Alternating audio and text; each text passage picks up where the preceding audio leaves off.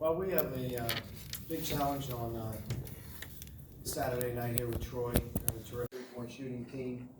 Shoot it from 5 positions. Terrific coach, obviously. There's a change over there with new personnel and whatnot, but that can present a lot of problems. And identifying what we're not doing well right now, they do well, which is obviously making the three-point shot. I think maybe 8th nationally right now, and where their points are generated from, which is the line, and we're not doing a very good job at all in defending the line, and that can become a very tricky thing regardless of who you play. So for us, we've really talked a lot about where we're at defensively right now.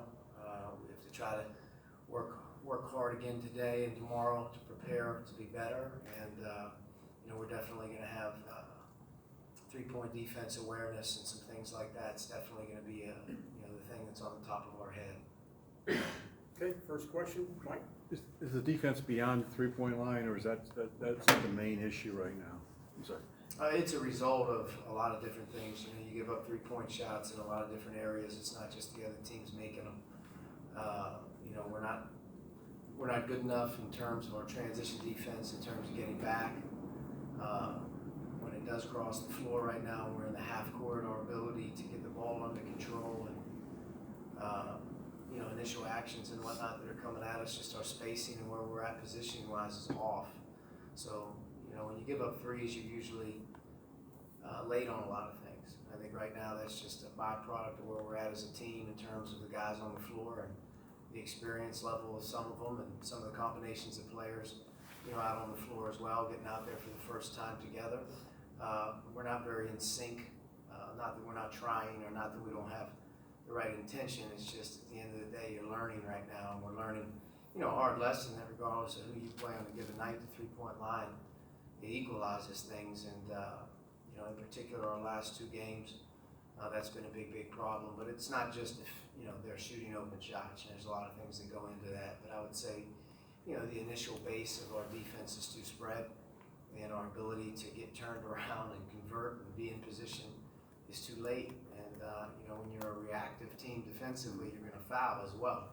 So when you add those 2 numbers up right now for our team here early in the season, it's not like that they're bad. Those are 2 things that are genuinely right now, regardless of who you are, if those are 2 things that you're doing poorly, fouling and defending the 3, it comes down to your readiness, and it comes down to your ability right now to get your team to understand how important it is to be able to get set and set the tone, so to speak, on the ball, and your positioning is your help, so to speak, and not running around, late reacting. And, you're playing, I don't know how many different guys maximum we've had available for the game. I think it's probably 10, and all 10 are playing. So you have some combinations out there that are going to make some mistakes. We understand that. We have some youth that are going to make some mistakes. But I think our veteran guys need to use their voices a little bit more as well and start to help be more of a communicative team. I think that's something else. If we can make a jump and get some more guys right now communicating better, I think we become a better team right away. It's correctable. It will get corrected. It has to get corrected, and that's something that we're obviously we're very aware of. I guess kind of a 2-part question in response to that. First, is there any more update on Devontae and his timetable to come back? And second, with Devontae out for these past couple games, how are you making sure that he is going along with the defensive adjustments that the rest of the team has had to make in response to the first 3 games? Well, Devontae is doing better, and he was able to practice portions of practice yesterday. I wouldn't say he's unlimited in everything that he's doing, but he's the best that he's been since the beginning of October. And hopefully today is another day that he can build on.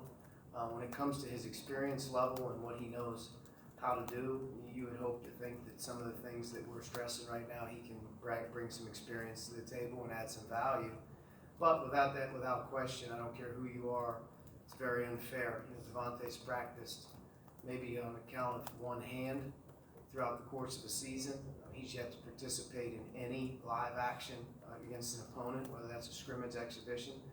So to say that he's ready to hit all cylinders is just unfair. But his experience level, the amount of games that he's played. You would hope that some of the things that we're talking about he's very aware of. And, hopefully when he does get back in there, he brings another guy to the table that can, add some more chemistry and some more symmetry out there of playing with one another on both ends of the floor.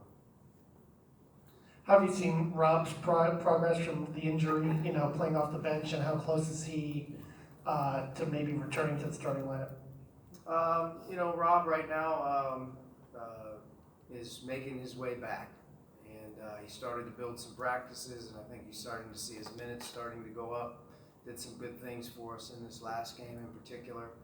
He's nowhere near 100% in terms of what we expect of him and what we're looking for. He's shaking some rust off on both ends of the floor, so to speak.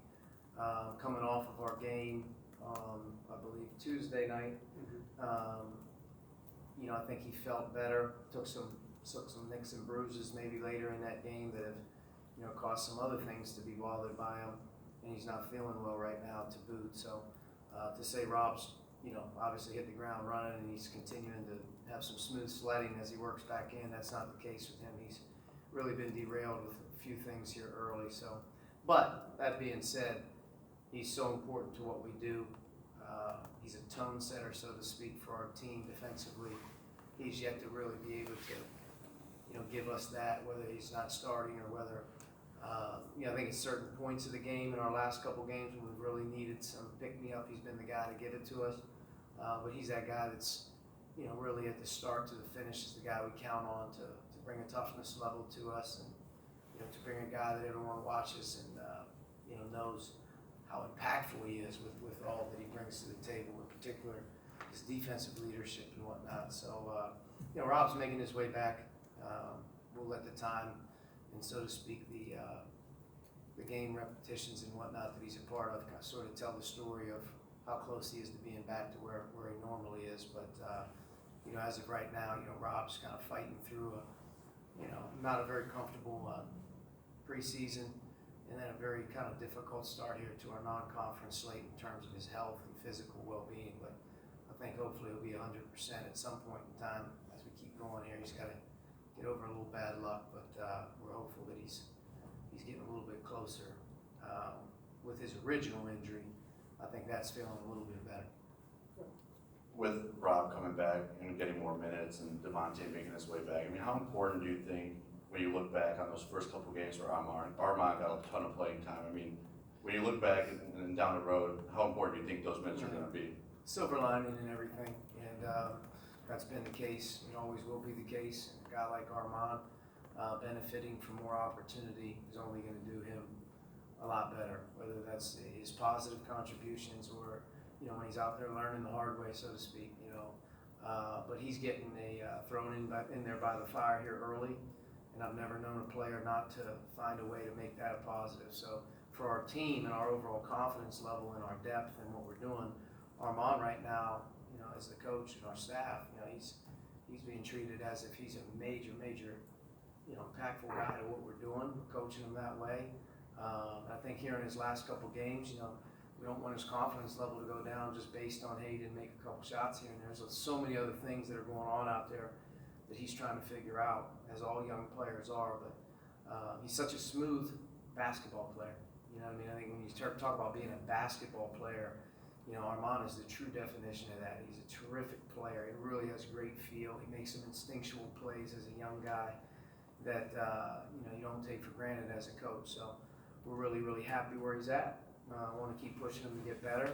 Definitely the opportunity he's getting here in October and November and put him in a position, hopefully, to get some of those speed bumps out of the way as he heads towards January and February. But silver lining and everything is next man up. That's why he came here, and he's having an opportunity right now to really impact our team positively in a lot of ways. And he has not really missed a beat on that. From the first day he's been here until right now. He's a key part to this team.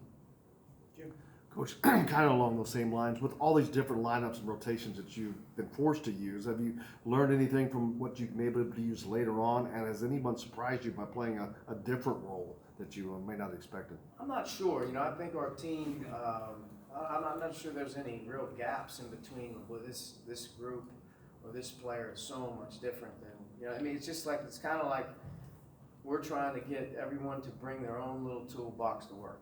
And if we can get each individual guy to add to that, great, which they're all trying to do. But if we can get everybody to bring a couple things that they really do well to the table, they're all going to play an important role. Our rotation is a work in progress, I would say, here early in the year, because we are trying to play a lot of guys, which I think is going to benefit our team later on in bigger games when you trust more people to play impactful minutes when it happens, and when you deal with injuries or foul trouble or whatnot, that the next guy that's in there, he's comfortable. So I like what a lot of our guys are doing. Each guy is bringing something to the table right now, I think, that helps our team. Not that each guy, we're not stressing the overall importance of improvement, but I would say here early on, there's been some real guys that have really sort of hung their hat on, I think, what we're asking them to do. I think Race Thompson's been a real big lift for our team here early in the year. He's added real value of not only blue collar work, but winning tough plays. And that's big, when you're bringing guys in that are being able to bring that to the table. But I could go down the line and mention every player and the positives that they're bringing and who stands out a little bit more. Has anyone surprised me? I wouldn't say that anybody's really surprised me at all. I think our staff is genuinely just trying to figure out how we can navigate each guy's niche. And that's not easy to do. But right now the attitude is good. Our coachability is good. I believe that these guys look around the locker room right now and look around at each other and feel like, we got a chance if we could put this thing together here with everybody in the same direction, so to speak. We have a lot of guys in here who can play. And I think we're in a competitive environment every day because of it in practice, which hopefully benefits us as well. Last question, Kim. Just in post-game press conferences, you've been, pretty blunt when assessing the team's defense. Have you noticed any kind of a different response from them in practice when you use that kind of rhetoric, or just, have you kind of adjusted, or seen the way that they've adjusted to the words that you've been using describing them?